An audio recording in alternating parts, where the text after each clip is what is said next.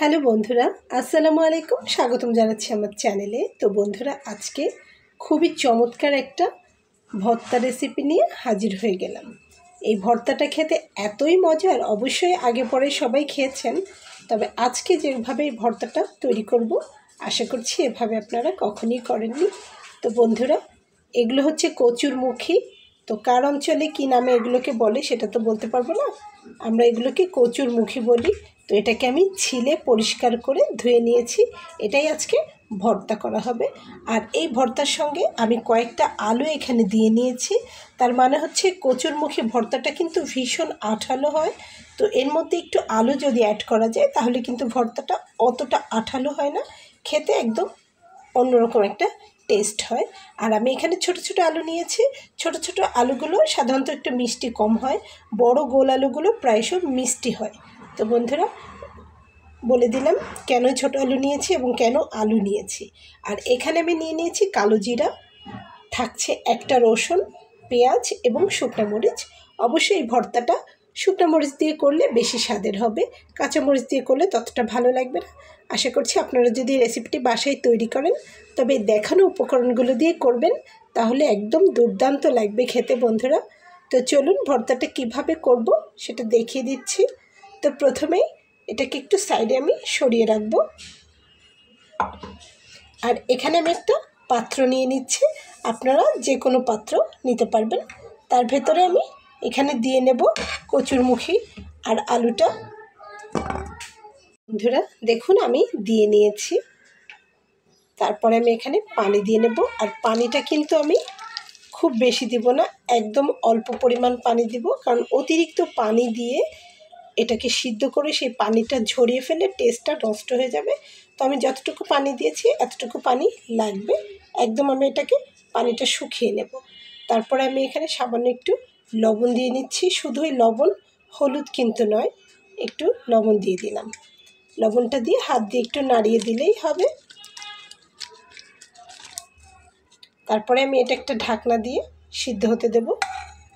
তো দেখুন, আমি এই পাত্রে দিয়েছি, আপনারা চাইলে কিন্তু কড়াইতে করেও দিতে পারেন। আমার যেহেতু ভর্তার পরিমাণটা কম, তো আমি ছোটো একটা পাত্রে দিয়ে নিয়েছি বন্ধুরা। আশা করছি আপনারা বুঝতে পেরেছেন। এখন এটাকে আমি সিদ্ধ করব, খুবই অল্প সময়ের ভেতরে সিদ্ধ হয়ে যাবে, যেহেতু আমি এখানে লবণ অ্যাড করেছি। এটা সিদ্ধ হতে বড়জোর আমার 20 মিনিটের মতো সময় লাগতে পারে সম্ভাব্য। তো এখন আমি এটাকে সিদ্ধ করে নিচ্ছি। বন্ধুরা দেখুন, আমার একদম কিন্তু সিদ্ধ হয়ে গেছে, এই যে। তা এখন আমি এটাকে নামিয়ে নিচ্ছি। বন্ধুরা, চুলাতে একটা ফ্রাইং প্যান দিয়ে নিয়েছি, আর তাতে আমি একটু তেল দিয়ে নিচ্ছি।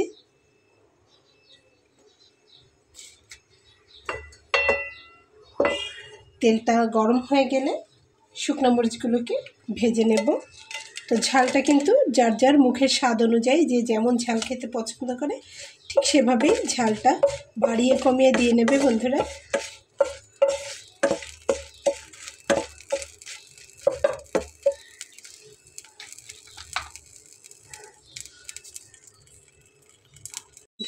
ঝালগুলোকে একটু মুচমুচে করে ভেজে নেব। তো একটা সাইডে একটু সরিয়ে রাখছি। ঝালটা কিন্তু একটু 5 মিনিট লেট করে তারপরে গুঁড়ো করব, তা না হলে কিন্তু সাথে সাথে এটা হয় না। তো এখন আমি এখানে দিয়ে নিচ্ছি একটা রসুন কোয়া করে নিয়েছি, আর দিয়ে নিচ্ছি পেঁয়াজ। একটু হালকা ভেজে নেব।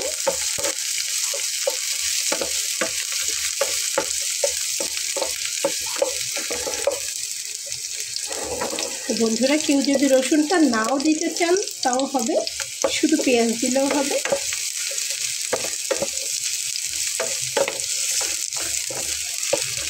তবে রসুনটা দিলে অনেক মজার একটা ঘ্রাণ হয়, অনেক সুন্দর একটা ঘ্রাণ আসে, খেতেও মজা লাগে।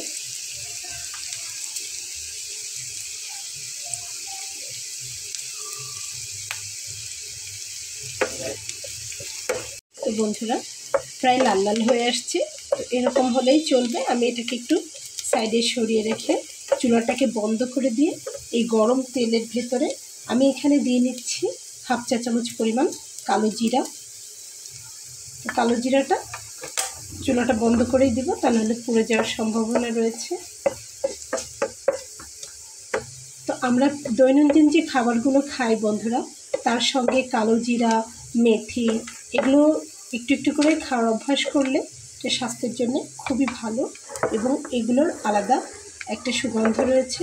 তো আমি এখানে কালো জিরাটা গরম তেলে ভেজে নিলাম। তো চলুন এখন আমি ভর্তাটা তৈরি করে নিই। বন্ধুরা, আমি একটা কাঁটা চামচ নিয়েছি, কারণ এগুলো সব গরম রয়েছে, হাত দিলে হাত পুড়ে যাবে। তো দেখুন কেমন সিদ্ধ হয়েছে।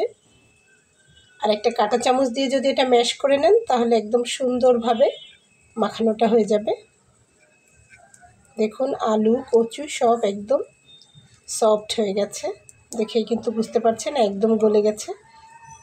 আলুর থেকে বরং কচুটা আরও ভালো সিদ্ধ হয়েছে বলে মনে হচ্ছে। দেখুন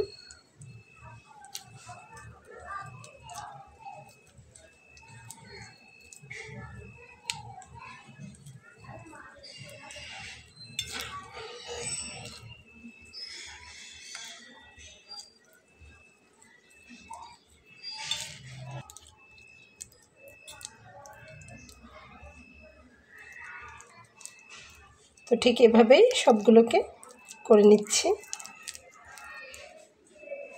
দেখুন কেমন ভালো সিদ্ধ হয়ে গেছে। তো বন্ধুরা দেখুন খুব সুন্দর করে কিন্তু আমি এটাকে ম্যাশ করে নিলাম। ঈদ উপলক্ষে বিভিন্ন মাংসের আইটেম খেয়ে যাদের রুচি একদম নষ্ট হয়ে গেছে, তো তারা কিন্তু এ ধরনের শর্টকাট একটা ভর্তা করে লাঞ্চ রেসিপি হোক অথবা ডিনারে হোক রাখতে পারেন, খেতে ভীষণ ভালো লাগবে বন্ধুরা। তো এখন আমি এখানে ভাজা মশলাগুলো একে একে দিয়ে নেব, একটু জায়গা করে নিচ্ছি। তো বন্ধুরা শুকনো মরিচটা তো হাত দিয়েই করে নিতে হবে।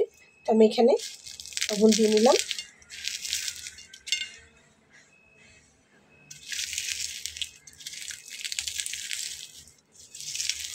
একটু চাপ দিলেই নরম হয়ে যাবে।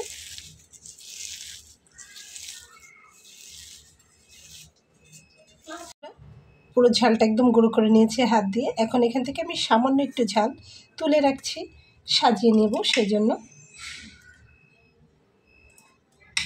ব্যাস হয়ে গেল। এখন আমি সবগুলো উপকরণ একসঙ্গে চামচ দিয়ে মাখিয়ে নিতে পারবো, আর হাতের প্রয়োজন হবে না।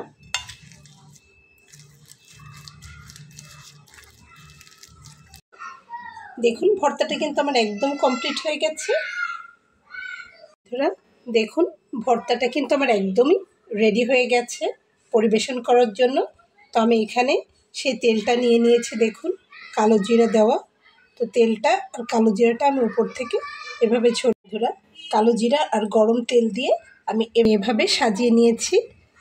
তো এই রেসিপিটি আপনি যাকে করে খাওয়াবেন সে আপনার ভর্তার ফ্যান হয়ে যাবে বন্ধুরা। তো আশা করছি আপনাদের ভালো লেগেছে। রেসিপিটি যদি ভালো লেগে থাকে তাহলে আমার এই ছোট্ট চ্যানেলটিকে সাবস্ক্রাইব করে সঙ্গে থেকে যাবেন। দেখা হবে পরবর্তীতে নতুন কোনো রেসিপি নিয়ে। সে পর্যন্ত সবাই ভালো থাকবেন বন্ধুরা। আল্লাহ হাফেজ।